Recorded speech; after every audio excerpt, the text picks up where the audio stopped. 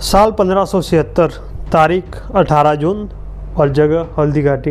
एक तरफ थे मुगल सम्राट अकबर की विशाल सेना और जिसका नेतृत्व कर रहे थे राजा मान सिंह, और दूसरी तरफ सिर्फ अपनी मातृभूमि से प्रेम करने वाले राणा महाराणा प्रताप। मुगलों की संख्या हजारों में थी, उनके पास हाथी घोड़े, तोप और विदेशी बहुत सारे ऐसे हथियार थे, लेकिन महाराणा प्रताप के पास हल्दी घाटी की मिट्टी पर मर मिटने का संकल्प ही था।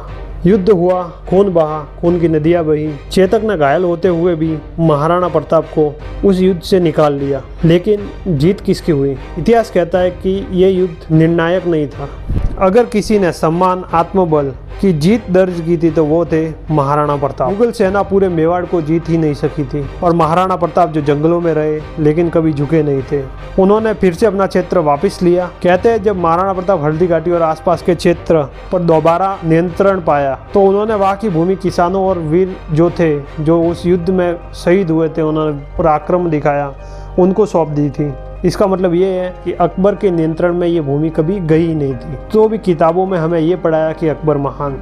हल्दी घाटी के उन वीर ग्रामीणों को पट्टे दिए गए जिन्होंने युद्ध के समय अपना आक्रोश आगे वाली सेना पर दिखाया था, वीरता दिखाई थी, उनको पट्टे दिए गए। इसका मतलब ये है कि महाराणा प्रताप के पास ही सारा नियंत्रण था, और जीत भी महाराणा प्रताप की हुई थी उस युद्ध में, क्योंकि अकबर तो उनको कभी हरा सका ही नहीं था। हल्दी घाटी का युद्ध चाहे कागजों पर अधूरा रह गया हो, पर युद्ध अपने ही दर्ज में है। महाराणा प्रताप वीरता, आत्मसम्मान और बलिदान के लिए अमर मिसाल दे गए, और जीत महाराणा प्रताप की हुई। हमें सदियों से यही पढ़ाया गया, हमारी किताबों में ये पढ़ाया गया कि अकबर महान, अकबर महान। और महान तो हमारे महाराणा प्रताप थे, जो अकेले उनके खिलाफ चले गए, अकेली सेना लेके उनके खिलाफ चले गए, जो पूरे हिंदुस्तान पे राज करना चाहते थे।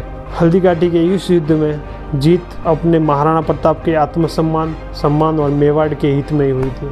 जय मेवाड़, जय राजस्थान।